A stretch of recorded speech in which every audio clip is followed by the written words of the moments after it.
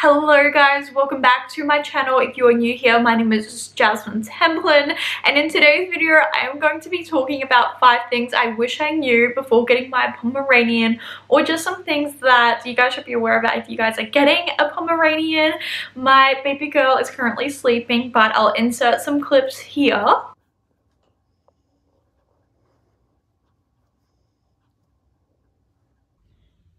What are you doing? You'll get down now.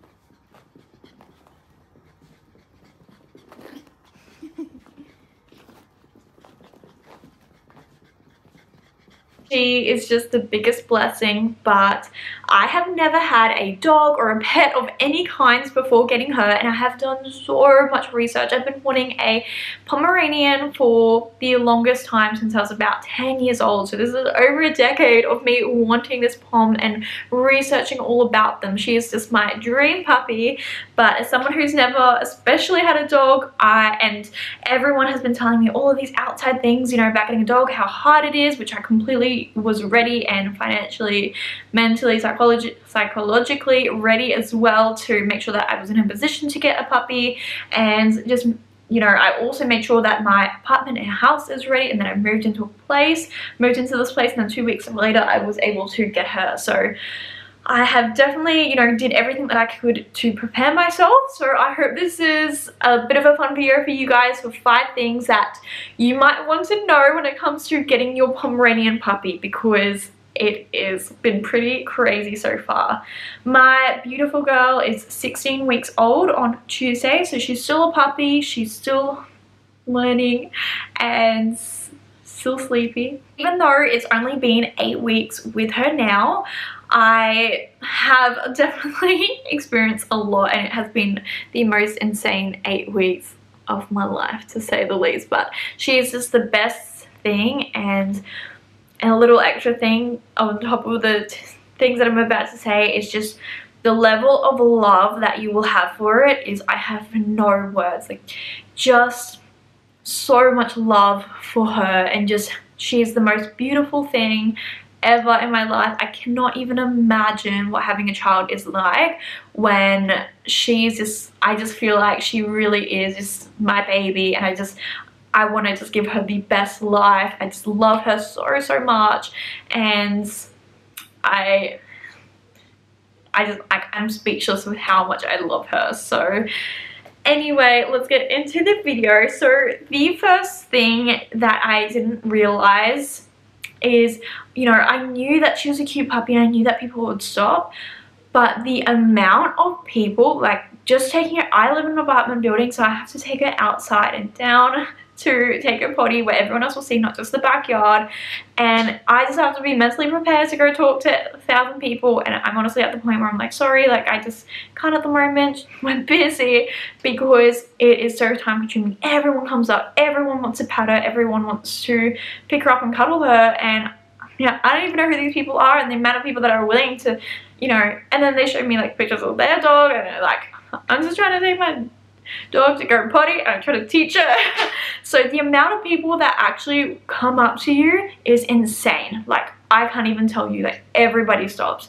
It's very difficult. I'm very grateful. I know she's the cutest thing ever, and I love it. We love the attention, but I just could not believe, like, I knew people would stop, but I could not believe the amount of people that just stop us. Something else that I was not prepared for and didn't know was just the fact that the vaccines can make you sick, or make the puppy sick. So she had her first and second vax. So the first vax was with the breeder, and then the second vax was, you know, with me. She was absolutely fine. She wasn't even tired. Her injection site wasn't sore. She wasn't sick at all. She did really well. And then she had her third vax on Thursday last week, and she is still sick. It was the scariest moment of my life. I was in hysterics.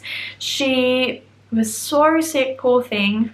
I was even wondering if the vet had potentially overdosed her because she's so small. She's only 1.6 kilos. She vomited 6 times. She was so sick, so weak, not really responsive, and took her into the vets. They kept her for a few hours. They gave her another injection. She's so sore to touch. Like, she is so sore when you touch her. She screams, like, even now, and it's been 3 days and she's still sleeping so much, not really responsive too much. You can't touch her back or like her neck, or she screams. So picking her up, just have to be very, very careful that, you know, you don't go near her because she screams. And I imagine it's very much like humans, you know, sometimes we get sick as well, and then sometimes, you know, we all have a dead arm after we have our vaccination. And yes, poor thing, she's gotten so sick, and it's just been the worst thing to witness. And just, she's normally has, like, she's psycho, like, she goes zoomies, and now she's like, just to see her not is like super sad. And I just wasn't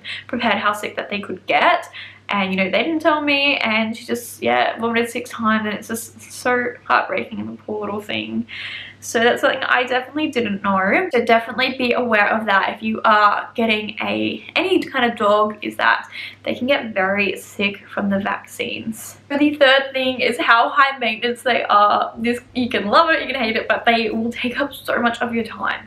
So you have to brush them every day. You have to go do their tear stains as well, their nails. The vets just shaved her butt so she doesn't poo in her fur, which she has done many times. Brush her teeth when they're older as well, because I believe Pomeranians are more prone to dental issues. The original vet that I saw on the second vax told me to clean her ears a few times a week, and then at the third vax I told her I couldn't really do it. I'm really struggling to get in her ears because she's gone crazy, won't let me because she doesn't like a feeling. And she goes, no, we don't recommend it. You could potentially give her an ear infection. But the first vet that I saw, I was like, yep, okay, you know, you're the expert. I'll do whatever, you know, you recommend. And then she has an ear infection in both ears. And then I have to pay, and then I paid another $165 to get the microscope and to get the medicine, and now I have to give her the ear thing twice a day for 7 days, and her poor little ears. So I'm super upset about that, you know, that the vet told me to get this and then the other vet, so it's super conflicting. Another thing is that everyone will tell you something different, you know, you go into the pet store, someone will tell you go on this route, this route, this route, this route. Someone will tell you clean the teeth, not to clean the teeth, clean the ears, not to clean the teeth, the ears. You just don't know. Everything's so situational. Just do what feels right for you. Get as many opinions as you can. Do as much research as you can. And you have to make the best informed decision that you can when it comes to looking after your fur baby, because you want to be doing the best thing that you can for them. So be careful. The vaccines can... So yes, the upkeep is a lot for Pomeranians, especially they have a beautiful double coat. You want to make sure that you're brushing daily, and even that is time consuming, and you want to make sure that you are training them as well so you can actually enjoy your dog, and that they cannot be a yappy little annoying thing, because we've all have been to these friends' houses and they have the like most annoying dogs ever. And I have paid a lot of money on her as well.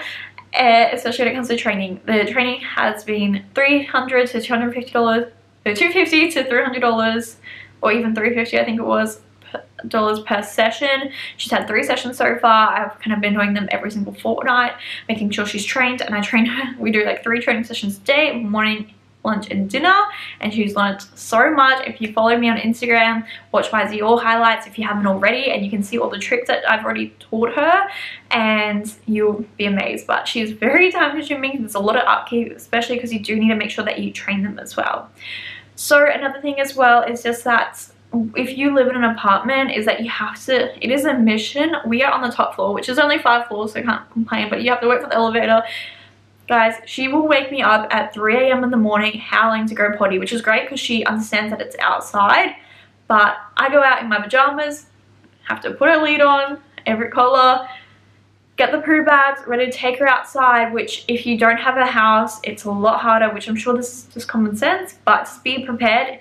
You're taking her out like 8 times a day, and I'm lucky I work from home.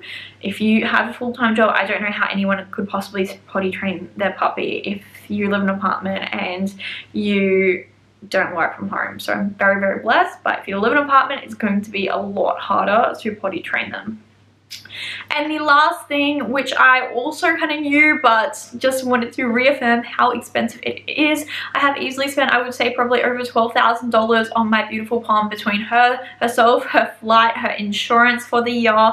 I just paid a Healthy Pets Plus for Green Cross Vets, which was $600, plus another few $100s on, you know, the extra things that they wanted me to buy for her, her food that I brought, the amount of toys I brought her, different collars and leads, and bloody dog perfume. Like, I just, you know, you gotta make sure if you're wanting to really give them the best life, like, you end up just going above and beyond, and you don't realize how much things that you want to buy. They're like a slow feeding bowl and an interactive bowl. I brought cameras to look after her, you know, her playpen, her potty pads, which we really, apparently we don't do them anymore, which yeah, I don't, I just take her outside. Even just like an electric ball that I brought her, which you guys would have seen on my channel, I brought her, which was like $80. And just the things, it all adds up. I even brought her like a detangler because, you know, her fur was like matted next to, you know, her groin. So you just end up spending so much money. Her shampoo and conditioner as well. And it all adds up. I've spent an absolute fortune on her, but she's worth it every single cent. She's brought me so much happiness, so much stress already, but she's just my best friend, and it's going to be also worth it. And I'm waiting for her to recover from being sick so I can take her outside properly now that she's fully vaccinated, and just go for beautiful long walks and just spend time together. So that is all for this video, guys. I hope you guys enjoyed this video. I am so happy for you if you are getting a Pomeranian yourself. They're truly the best puppies and they're so cute. So go follow my Instagram for plenty more of Dior, which is my puppy, updates. She's the best. And any more Pomeranian tips or anything that you guys want to see from me, comment down below.